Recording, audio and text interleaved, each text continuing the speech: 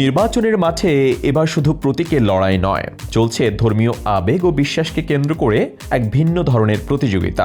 কোথাও বলা হচ্ছে নির্দিষ্ট প্রতীকে ভোট দিলে জান্নাত নিশ্চিত, আবার কোথাও আশ্বাস দেওয়া হচ্ছে অমুক মার্কায় ভোট পড়লে দেশে কোরআন সুন্নাহর বাইরে কোনো আইন হবে না।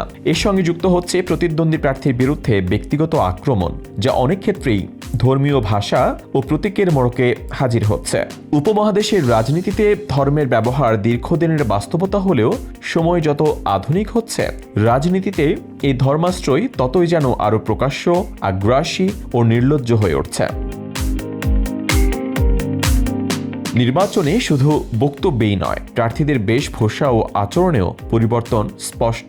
ভোটারদের দৃষ্টি আকর্ষণের জন্য উদারপন্থী থেকে বামপন্থী, ইসলামপন্থী থেকে স্বতন্ত্র প্রায় সবাই সব ধারার প্রার্থীকে নতুন করে ধর্মীয় পোশাক ও প্রতীকের দিকে ঝুঁকতে দেখা গেছে।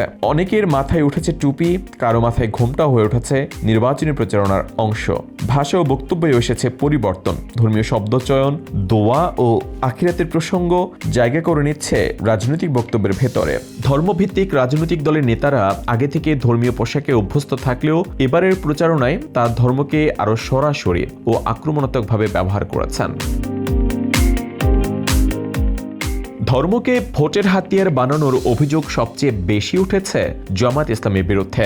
দীর্ঘদিন ধরেই দলটির বিরুদ্ধে অভিযোগ রয়েছে দাঁড়িপাল্লার প্রতীকে ভোট দিলে জান্নাত লাভ সহজ হবে, এমন বক্তব্য দিয়ে ভোট চাওয়া হয়।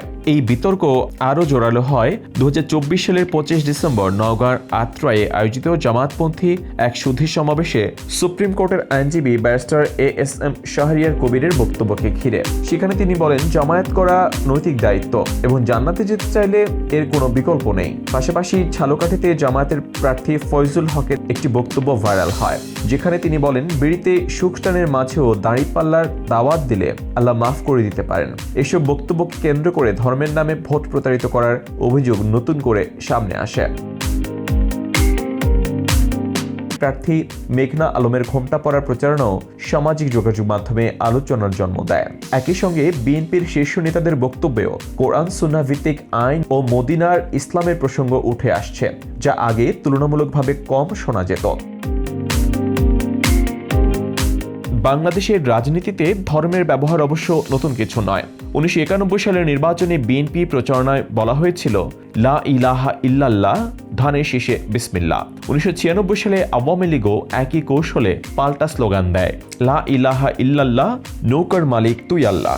আর ওমরা হজ করে সে মাথায় কালো কাপড়, লম্বা হাতার ব্লাউজ আর হাতে তসবিহ নিয়ে নির্বাচনী প্রচারণায় অংশ নেন আওয়ামী লীগ সভাপতি শেখ হাসিনা। তিনি সেবার নির্বাচনী সফর শুরু করেন শাহজালালের মাজার জিয়ারত করে।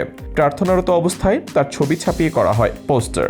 2003 সালের সিলেটের এক নির্বাচনী জনসভায় শেখ হাসিনা বলেছিলেন, এই নৌকা নূহ নবীর নৌকা।